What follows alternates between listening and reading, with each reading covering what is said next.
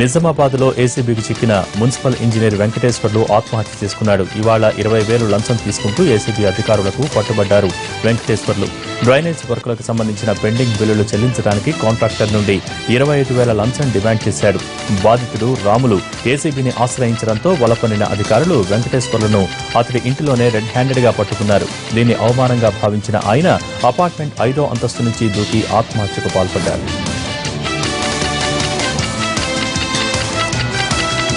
ACB అధికారులు red handed గా పట్టుకోవడంతో వెంకటేశ్వర్లు తీవ్ర మనస్తాపానికి గురయ్యారు. ఇన్నాళ్లు కాపాడుకున్న పరువు పోయిందని భావించిన ఆయన బిల్డింగ్ మీద నుంచి దూకి సూసైడ్ చేసుకున్నారు. విచారణ జరుగుతున్న సమయంలో ఈ ఘటన జరగడం కలకలం సృష్టించింది. ఇంజనీర్ మృతదేహాన్ని ప్రభుత్వ ఆసుపత్రికి తరలించారు. పోలీసులు కస్టడీలో ఉండగా ఎలా వదిలేస్తారంటూ ఉద్యోగులు పోలీసులతో వాగ్వాదానికి దిగారు. ఆసుపత్రి ముందు బైఠాయించి ఆందోళనకు దిగారు.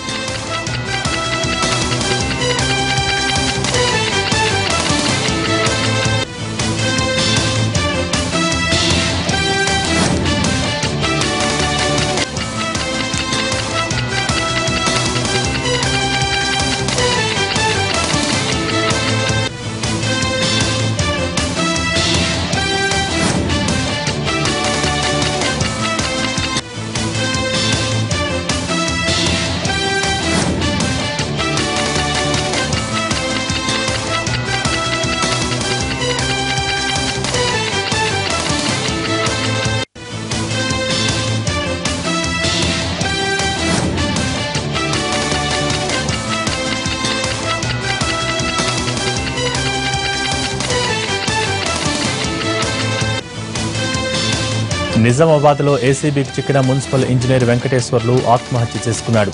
ఇవాళ 20,000 లంచం తీసుకుంటూ ఏసీబీ అధికారులకు పట్టుబడ్డాడు వెంకటేశ్వర్లు.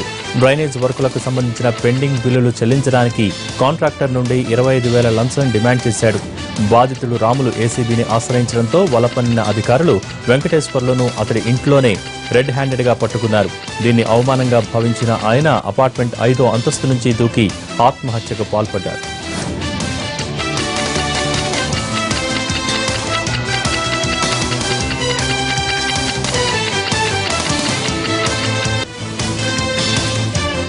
ఏసీబీ అధికారులు రెడ్ హ్యాండెడ్ గా పట్టుకోవడంతో వెంకటేశ్వర్లు తీవ్ర మనస్తాపానికి గురయ్యారు. ఇన్నాళ్లు కాపాడుకున్న పరువు పోయిందని భావించిన ఆయన బిల్డింగ్ మీద నుంచి దూకి సూసైడ్ చేసుకున్నారు. విచారణ జరుగుతున్న సమయంలో ఈ ఘటన జరగడం కలకలం సృష్టించింది. ఇంజనీర్ మృతదేహాన్ని ప్రభుత్వ ఆసుపత్రికి తరలించారు. పోలీసు కస్టడీలో ఉండగా ఎలా వదిలేస్తారంటూ ఉద్యోగులు పోలీసులతో వాగ్వాదానికి దిగారు. ఆసుపత్రి ముందు బైఠాయించి ఆందోళనకు దిగారు.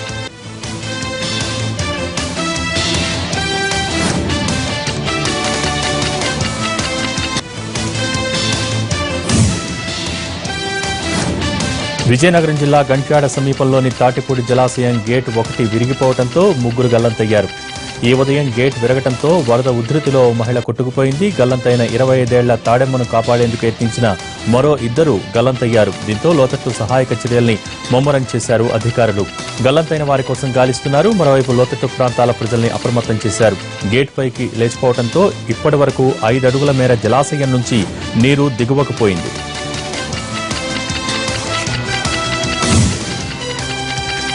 తెలంగాణ ముఖ్యమంత్రి కేసీఆర్ గవర్నర్ నరసింహన్తో సమావేశమయ్యారు. రాజ్భవన్లో సుమారు గంటసేపు జరిగిన ఈ భేటీలో ప్రధానంగా ముస్లిం రిజర్వేషన్ల అంశంపై చర్చించినట్టు తెలుస్తోంది. అలాగే అసెంబ్లీ సమావేశాలు జరిగిన తీరు, తాజా రాజకీయ పరిణామాలను గవర్నర్ దృష్టికి కేసీఆర్ తీసుకువచ్చినట్టు సమాచారం. ఏపీ సీఎం చంద్రబాబుకు మావోయిస్టుల నుంచి ముప్పు పొంచి ఉందని కేంద్ర హోంశాఖ హెచ్చరించింది. అప్రమత్తంగా ఉండాలని, చంద్రబాబుకు భద్రత పెంచాలని కేంద్ర హోంశాఖ రాష్ట్ర పోలీసు అధికారులకు ఆదేశాలు జారీ చేసింది. ప్రస్తుతం ఉన్న కమాండోలకు అదనంగా మరో ఎన్ఎస్జీ బృందాన్ని సీఎం భద్రతకు కేటాయించినట్టు వెల్లడించింది. ఇటీవల ఢిల్లీలోని ఏపీ భవన్ వద్ద మావోయిస్టులు రెక్కీ నిర్వహించారన్న వార్తలతో పాటు దేశంలో ఉగ్రవాద కార్యకలాపాలు ఉండే అవకాశం ఉన్న నేపథ్యంలో సీఎం సెక్యూరిటీ విభాగాన్ని బలోపేతం చేయాలని కేంద్ర హోంశాఖ సూచించింది. హైదరాబాద్లో అక్రమ కట్టడాలపై కొరడా ఝళిపిస్తోంది జీహెచ్ఎంసీ. ధూల్పేటలోని శివలాల్ నగర్లో అక్రమ కట్టడాలను అధికారులు కూల్చివేస్తున్నారు. దీంతో స్థానికులు ఆందోళనకు దిగారు. కూల్చివేతలు ఆపాలంటూ అక్కడే బైఠాయించారు. పరిస్థితి ఉద్రిక్తంగా మారడంతో పోలీసులను భారీగా మోహరించారు.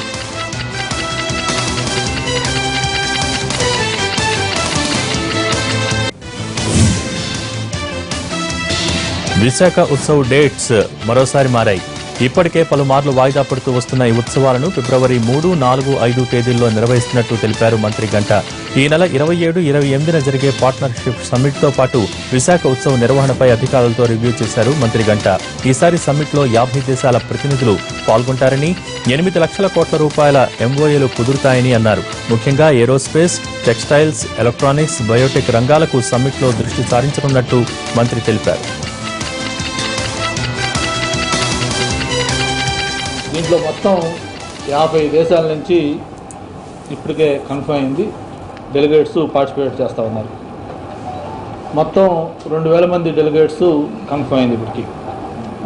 అలాగే 15 కంట్రీస్ నుంచి ట్రేడ్ మినిస్టర్స్, అందులో శ్రీలంక, యుఏఈ, అలాగే ఉక్రెయిన్, జింబాబ్వే, జెగస్లోవేకియా ఇటువంటి కంట్రీస్ అని కూడా కన్ఫర్మ్ చేశారు. మొత్తం 15 కంట్రీస్ నుంచి ఈ ట్రేడ్ మినిస్టర్స్ వస్తూ ఉన్నారు.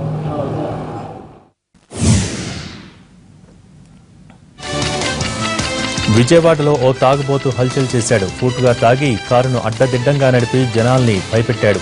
టెంపరీ రిజిస్ట్రేషన్ నెంబర్తో ఉన్న కారును అతివేగంగా నడుపుతూ వంతెనపై ప్రయాణిస్తున్న వారిని భయభ్రాంతులకు గురిచేశాడు.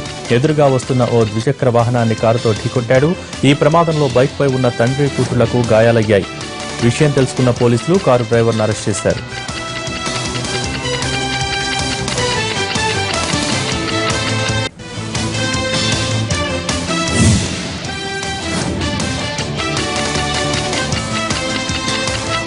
హైదరాబాద్లోని మల్కాజ్గిరి స్టేషన్ సమీపంలో విషాదం చోటు చేసుకుంది.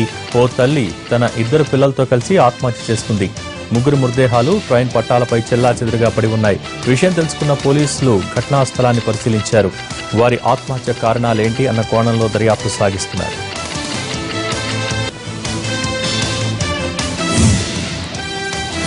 చిత్తూరు జిల్లా పూతలపట్టు మండలంలో భారీ అగ్ని ప్రమాదం సంభవించింది. పేటిమిట్ట గ్రామంలో ఉన్న అమర్రాజా పరిశ్రమలో మంటలు ఎగిసిపడ్డాయి. 2 గంటల పాటు శ్రమించి మంటల్ని అదుపులోకి తెచ్చారు అగ్నిమాపక సిబ్బంది. భారీగా ఆస్తి నష్టం జరిగి ఉంటుందని అంచనా వేస్తున్నారు.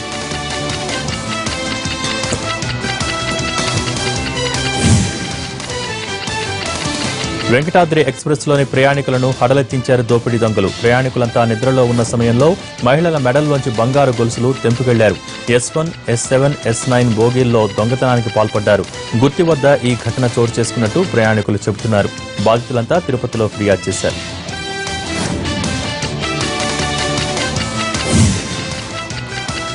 బులెటిన్లో షార్ట్ బ్రేక్ తీసుకుందాం.